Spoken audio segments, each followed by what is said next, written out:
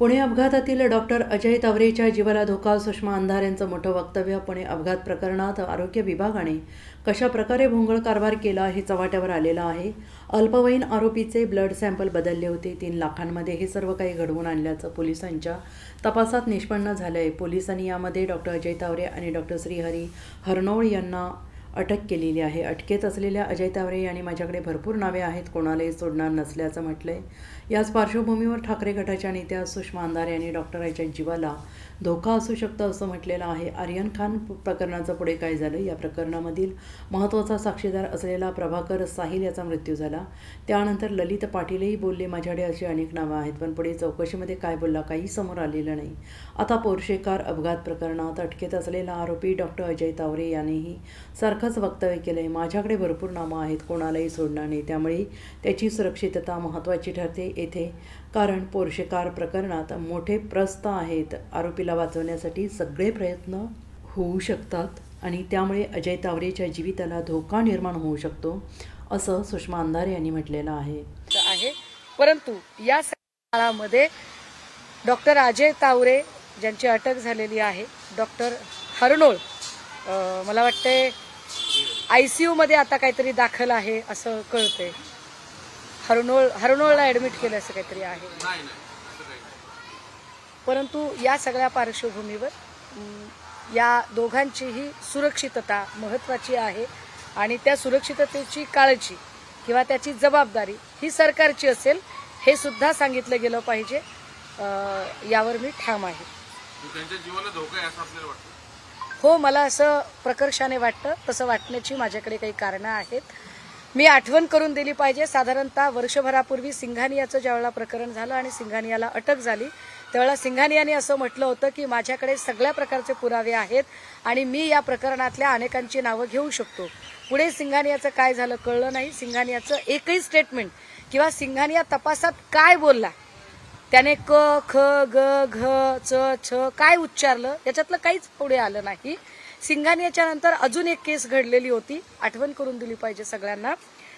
ती होती शाहरुख खानचा मुलगा आर्यन खानचं प्रकरण, समीर वानखेडे. या प्रकरणामध्ये जे काही धाड टाकलेली होती समीर वानखेडेने, त्याच्यासोबत त्यावेळेला काही जे लोक आलेले होते त्याच्यामध्ये एक KP गोसावी होता आणि या KP गोसावीचा बॉडीगार्ड प्रभाकर साहिल, जो पुढे साक्षीदार महत्वाचा की इव्हिडन्स ज्याला म्हणता येईल, की विटनेस ज्याला म्हणता येईल, आणि हा साक्षीदार साक्ष नोंदवणार होता. परंतु त्याच्या जीवाला धोका होता. नवाब मलिक साहेब ते सगळे केस हाताळत होते.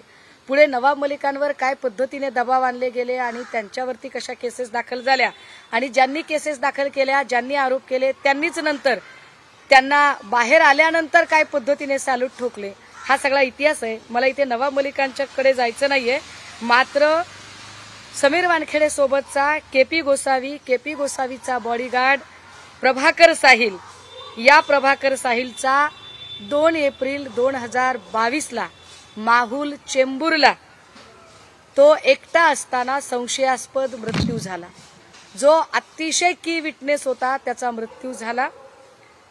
ललित पाटीलने सांगितलं की माझ्याकडे खूप नावं आहेत आणि मी खूप नावं घेऊ शकतो, पण त्याही सगळ्या प्रकरणामध्ये पुढे चौकशी काय झाली, ललित पाटील काय बोलला काय नाही, क ख ग घ च छ कुणाचं नाव घेतलं काय नाही, याच्यावरती जराही माहिती पुढे आली नाही. आत्ता डॉक्टर अजय तावरेच्या अटकेनंतर अजय तावरेने सेम वाक्य उच्चारलं की माझ्याकडे भरपूर नावं आहेत, मी कुणालाही सोडणार नाही.